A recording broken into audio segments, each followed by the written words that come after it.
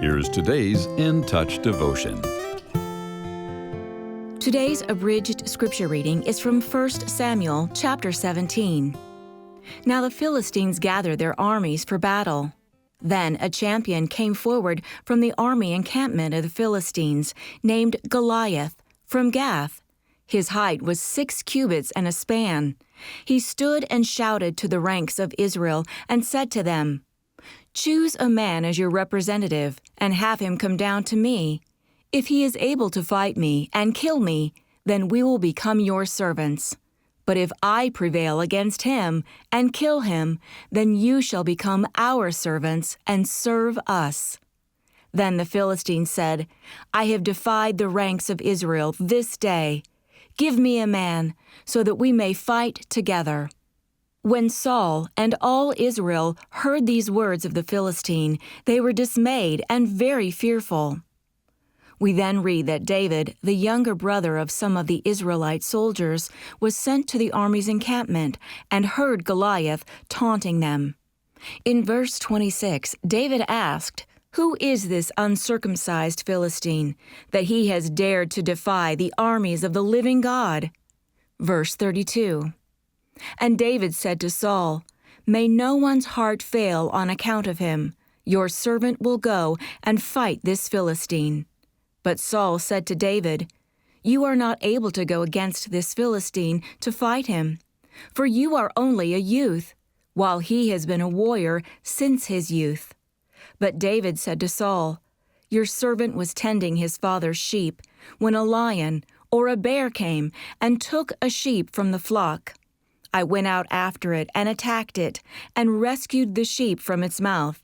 And when it rose up against me, I grabbed it by its mane and struck it and killed it. Your servant has killed both the lion and the bear, and this uncircumcised Philistine will be like one of them, since he has defied the armies of the living God." And David said, "The Lord who saved me from the paw of the lion and the paw of the bear, he will save me from the hand of this Philistine." So Saul said to David, "Go, and may the Lord be with you." Then David took his staff in his hand, and chose for himself 5 smooth stones from the brook, and put them in his shepherd's pouch. And his sling was in his hand, and he approached the Philistine. David said to the Philistine, "You come to me with a sword, a spear, and a saber, but I come to you in the name of the Lord of armies, the God of the armies of Israel, whom you have defied. This day the Lord will hand you over to me, and I will strike you and remove your head from you.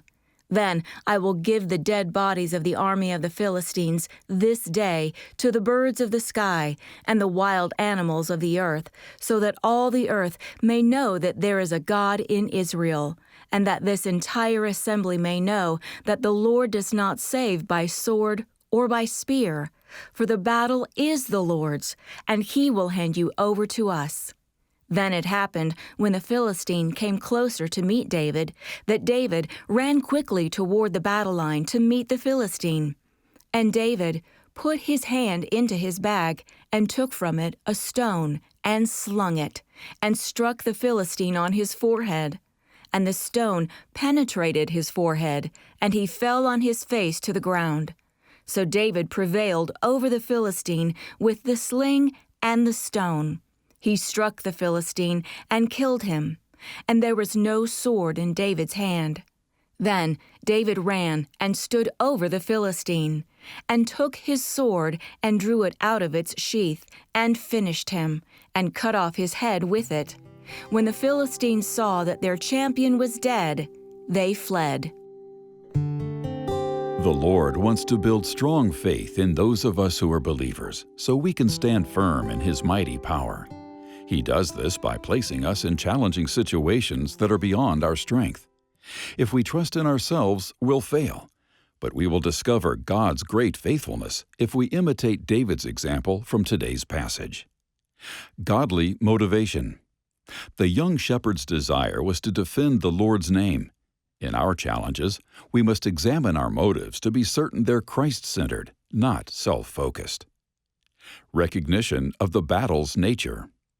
David's struggle in the physical realm was against Goliath, but the real battle was spiritual, and so is ours.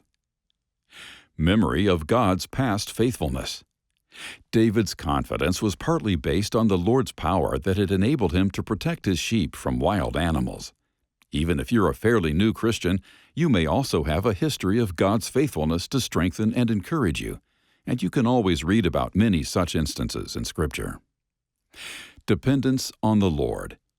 David didn't rely on traditional armor or weapons. He trusted the power of God to direct a small stone into the head of Goliath.